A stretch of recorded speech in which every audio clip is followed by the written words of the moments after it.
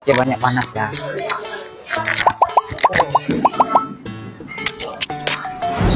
Wah, banyak sejuk. Aduh, itu panas ah. Ekor pun sudah rosak, yo. Kenapa, bos? Kenapa? Panas dah. Biar apa?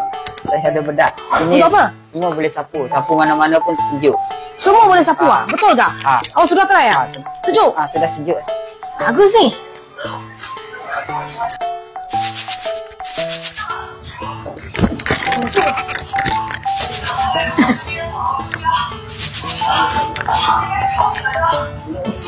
Itu penuh juga.